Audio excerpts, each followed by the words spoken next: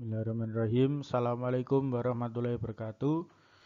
Perkenalkan, nama saya Surya Dwi Jaya, NIM B10190465 dari kelas Seminar Pemasaran F. Di sini saya akan mempresentasikan hasil review jurnal yang ketiga. Untuk jurnal yang pertama, yaitu ditulis oleh Somang Min, Kevin Kam Fung So, dan Min Yong Jung dengan tahun terbit 2018 dengan judul Consumer Adoption of the Uber Mobile Application Insight from Diffusion of Innovation Theory and Technology Acceptance Model. Lembaga penerbitnya yaitu Journal of Traveling and Tourist Marketing, tanggal terbit 4 September. Untuk jurnal kedua, ditulis oleh Choi Ming Leong, Kim Lim Tan, Jing Hong Puah, dan Sai Ming Chong dengan tahun terbit 2019, berjudul Predicting Mobile Network Operators User and Payment Intention. Lembaga penerbit Emerald Publishing Limited, tanggal terbit 28 Oktober. Kemudian pendahuluan. Dalam jurnal pertama, dalam mengkaji faktor-faktor yang mempengaruhi adopsi aplikasi mobile Uber, penelitian ini mengambil pendekatan inovatif dengan mengintegrasikan teori difusi inovatif atau DIT dan model penerimaan teknologi atau TAM.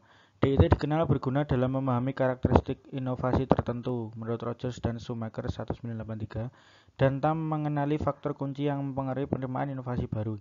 Pengintegrasian kedua teori tersebut tidak hanya dapat menjelaskan persepsi umum konsumen terhadap adopsi aplikasi mobile Uber dengan menggunakan TAM, tetapi juga karakteristik khusus yang menarik konsumen untuk mengadopsi aplikasi tersebut.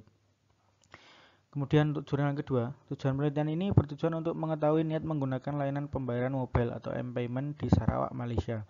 Munculnya M-Payment telah menarik perhatian, tidak hanya dari kalangan perusahaan tetapi juga dari para peneliti. Dalam beberapa tahun terakhir, memeriksa perilaku pengguna dan mengidentifikasi faktor-faktor yang mendorong dan menghambat penerapan M-Payment telah menjadi agenda penelitian penting di antara para sarjana yang berbeda. Terlepas dari literatur yang berkembang, telah menjadi perhatian peneliti bahwa ada kesenjangan dalam studi ini yang akan coba diatasi. Pertama, kurangnya penelitian yang meneliti bagaimana faktor-faktor yang berpusat pada orang mempengaruhi adopsi pembayaran M seseorang. Kedua, penelitian ini membedakan dari yang lain dengan berfokus pada pasar pengembang di Asia. Ketiga, banyak penelitian tidak memeriksa mekanisme yang mendasari variabel eksternal yang mempengaruhi niat seseorang untuk menggunakan. Kemudian selanjutnya metodologi penelitian. Untuk jurnal yang pertama, untuk menguji hipotesis penelitian, metode kuantitatif yang menyertakan kuesioner survei digunakan untuk mengukur konstruksi yang termasuk dalam model. Survei online digunakan untuk mengumpulkan data dari responden yang pernah menggunakan aplikasi mobile Uber sebelumnya. Kami melakukan survei dalam dua fase dengan studi percontohan menggunakan sampel kenyamanan mahasiswa, diikuti dengan studi utama melalui Amazon Mechanical Turk. Kemudian untuk jurnal yang kedua, responden penelitian ini terdiri dari pengguna ponsel yang mendaftar ke operator jaringan seluler manapun di Sarawak. Metode purposive sampling digunakan untuk memilih responden karena sampel yang dipilih terbatas pada pengguna ponsel yang memiliki pengalaman sebelumnya dalam pembayaran online. Ukuran sampel ditentukan dengan menggunakan teknik analitik kekuatan yang dianjurkan oleh Cohen. Metode rule of thumb tradisional yang menurunkan ukuran sampel berdasarkan rasio terhadap jumlah prediktor telah banyak dikritik karena kesederhanaannya dan menghasilkan perkiraan yang tidak tepat. Data yang diperoleh dianalisis menggunakan Smart PLS, program perangkat lunak komprehensif dengan antarmuka pengguna grafis intuitif untuk melakukan pemodelan persamaan kuadrat terkecil parsial untuk hipotesis yang dikembangkan. Kemudian untuk hasil, pada jurnal yang pertama, hasil menunjukkan bahwa semua faktor DIT yang diusulkan dalam penelitian ini keuntungan relatif, kompatibilitas, kompleksitas, observabilitas, dan pengaruh sosial secara signifikan terkait dengan faktor TAM, PU, dan PEOU. Karena ide kunci dari aplikasi seluler Uber adalah berbagi dengan orang lain. Dan karena model bisnis aplikasi seluler Uber, penyebaran ide yang dibagikan ke seluruh populasi tidak dapat dihindari.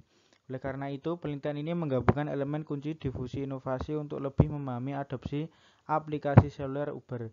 Hasil penelitian mendukung bahwa faktor DIT dapat digunakan untuk mengukur persepsi konsumen terhadap adopsi teknologi sebagai variabel independen.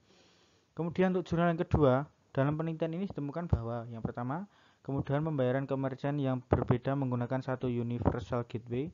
Yang kedua, kecepatan dalam memproses pembayaran. Yang ketiga, fleksibilitas di mana metode pembayaran alternatif, misalnya menggunakan cryptocurrency, dapat diterima.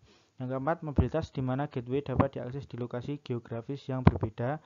Dan yang kelima, fungsional di mana ia melakukan lebih dari sekadar menerima pembayaran termasuk pelacakan anggaran dan pelaporan arus kas.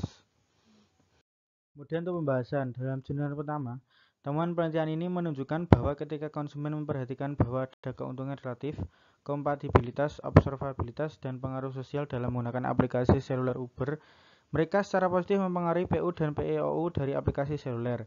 Kemudian untuk jurnal kedua, secara keseluruhan penelitian ini memberikan beberapa wawasan mengenai arah dalam merancang layanan m-payment dari penyedia layanan jaringan seluler. PU dan PEOU tetap menjadi elemen penting dalam menciptakan sistem m-payment karena kedua faktor tersebut berhubungan langsung dengan IUPM payment. Kemudian yang terakhir, setelah melakukan review kedua jurnal tersebut, saya menentukan ide penelitian yaitu pengaruh penggunaan mobile banking BRIMO terhadap loyalitas dan kepuasan nasabah Bank BRI.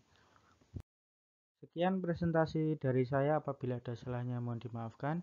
Wassalamualaikum warahmatullahi wabarakatuh.